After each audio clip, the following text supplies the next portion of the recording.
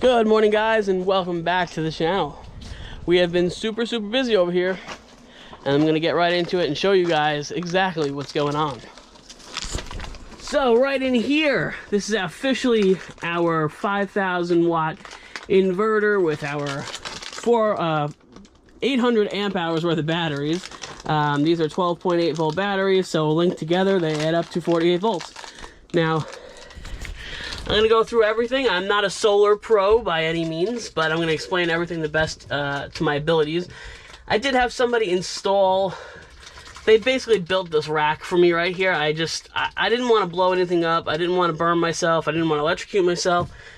So I figured for the extra couple bucks, let's a pro do it so they don't burn my house down or, do anything catastrophic. So this is a SunGold Power 5,000 watt, what's called a hybrid inverter. The reason it's called hybrid is because it has quite a few different functions, including being a charge controller and an inverter all in one. So you don't have to buy two different components. Down here, this is bus bars and kill switches and stuff like that. This is my TBD smart shunt, so this connects to my phone via an app that you download, and it'll tell you all the readings of everything that's going on with your system. It'll tell you about voltages coming in, wattage coming in, the same thing going out, a whole bunch of different information. It's a really handy app to have. It's kind of a necessity so you can keep an eye on your batteries, make sure you're not getting too low. Up here is the readouts for everything, so you can see right now we're taking in about 127. It changes, and obviously with the sun and everything. But this inverter has to be a minimum of 120 volts and can take all the way up to 500 volts. And then right now we're sitting at 53 volts for the batteries, which is pretty good. We're doing 120 volts into the house. And currently this would be if I was charging with a generator or if I was connected to like shore power or to a house, electrical box or something. It'll tell you how many volts are coming in that way. So obviously, since we're not running anything right now, we don't have anything coming in, so it's at 0. So I ran through these batteries with you guys a little bit before. These are Red Odo batteries. Everybody says Redodo, Red Odo. They call them whatever they want. They're actually pretty damn good batteries. They're LifePo 4 batteries, and they're, I want to say, I guess you'd say they're a budget battery. Now, being a budget battery doesn't necessarily mean they're cheap. These were like $2,300 bucks for all 4 of these batteries. The only downfall that I'm not crazy about, I wish I would have known, I didn't pay too much attention, again, I'm pretty green to this whole thing, is these do not have a BMS, a battery management system. So, depending on the weather and stuff, you're not really supposed to charge lithium batteries below 32 degrees. It can damage the battery, so sometimes the battery will have like a cutoff switch. Me, I just have to kind of pay attention. Now, living in Florida, not that we don't travel, we do. Let me get out of the sun here. But living in Florida, most of the time we are above 32 degrees. Although tonight, guys, it's going down to 39 degrees. So, getting close to that, that line. But we should be okay. Plus, we're going to have the heat on, so hopefully some of the heat will kind of pump into here a little bit. This inverter, especially if it's powering the air conditioner or it's being charged by either like shore power or a generator, it puts out a lot of heat, guys. So it'll get like really warm in here. So what I did was I went ahead and I installed a little vent. These are for houses, they're residential vents, and I'll show you the outside just so you can see. It's a louvered vent. That way when it rains, it'll just wash down and it won't come inside. But that should help me keep a lot of hot air out and stuff, keep it cooler, because these systems don't really like running when it's really hot. This is just temporary. I know it looks ghetto as hell, but again, it is just temporary. I just duct taped these wires to get them out of the way while I was getting everything else situated. I'm eventually going to buy like those not zip ties. They're like little plastic thingies, and they screw into the roof or a wall or whatever to hold wires nice and neat. This was just a temporary thing. So this is my positive and my negative coming in from the roof, obviously. And I'm going to tighten this up a little bit. When I get those you know, screws and stuff. I'm gonna flush this all against the wall so it's nice and neat. I also have a shut off right here. That's if I want to kill the solar power, if I'm working on the batteries or something. You know, when you're working on any of this stuff, you always want to make sure you kill everything. Just mitigates the risk of shock and stuff, because these 48 volt systems are gonna sting if you get shocked. You know, 12 volt you can live with, 48 volts gonna freaking hurt. So if you can mitigate the risk of getting shocked, highly suggested. Over there in the back, you can see that back breaker, hopefully. That is where I'd plug my generator in, or shore power, whatever the case is. I can turn that on and off, and I can charge up my batteries. I can power the whole entire house with it.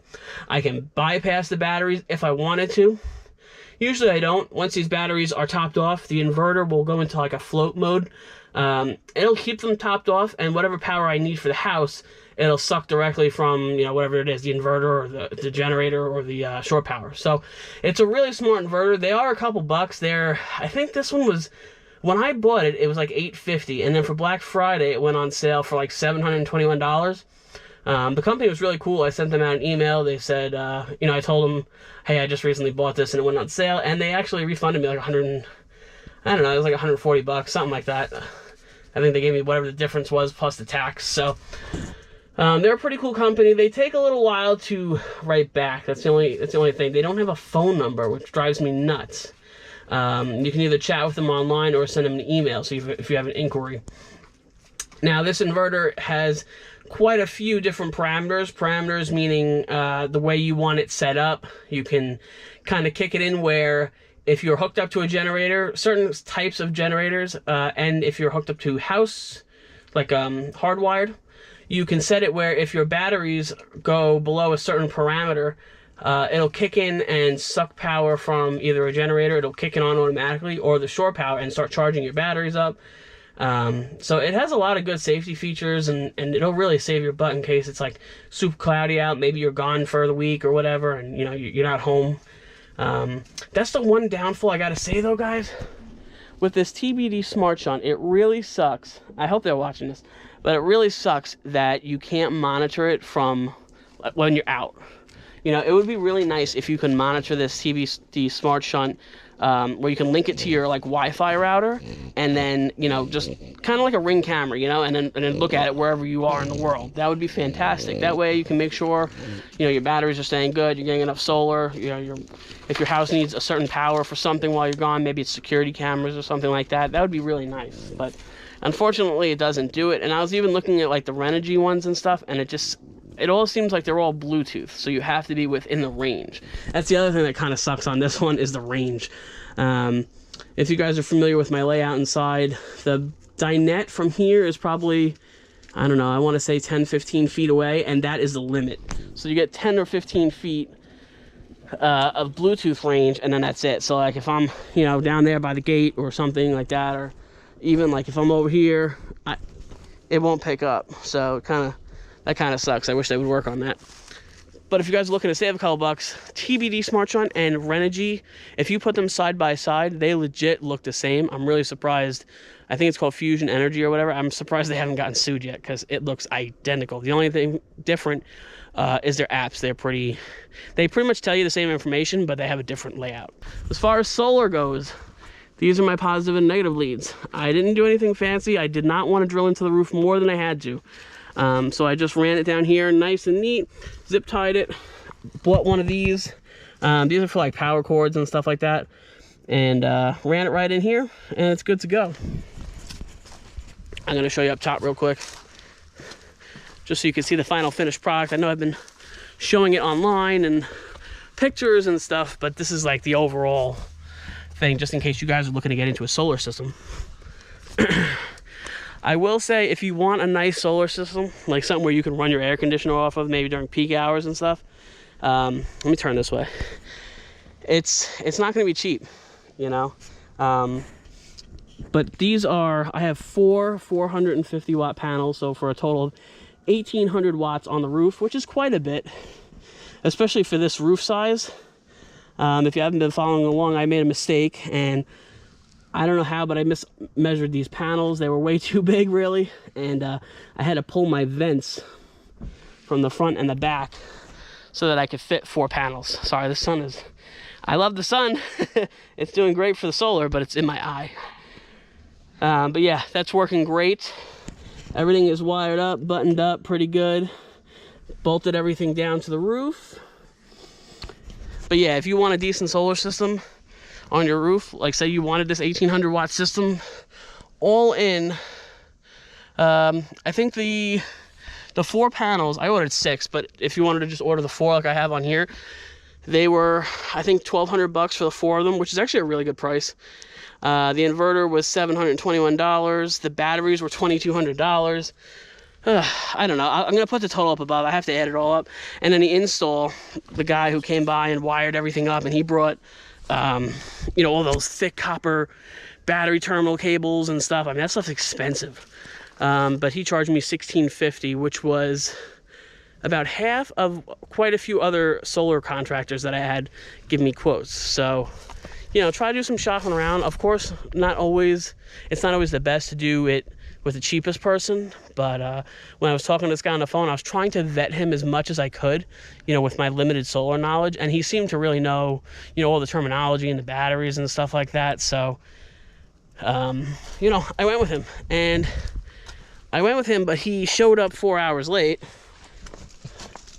and we ended up working in the dark because, you know, we lose sunlight at 5 o'clock now. It sucks. But we finished it, and it's all set up. The only thing I added that he didn't think I needed it. I think it's kind of important. This is called a battery equalizer. Some people call it a battery balancer. And basically what this does is each set of leads, right? So this is a set, go to the positive and negative terminal, and there's 4 sets because this is a 48 volt system, and this is a 48 volt battery equalizer.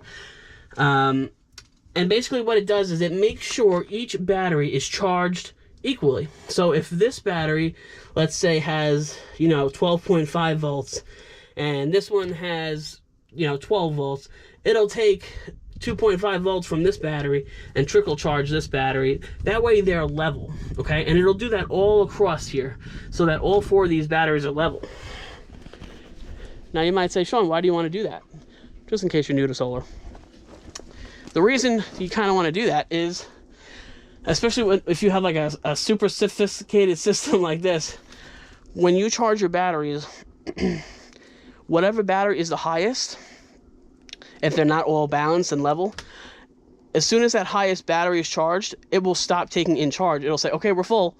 And even though you have other batteries that are lower that are not fully charged, and not fully charging a lithium battery now and then is not great for your batteries, for overall battery health. So,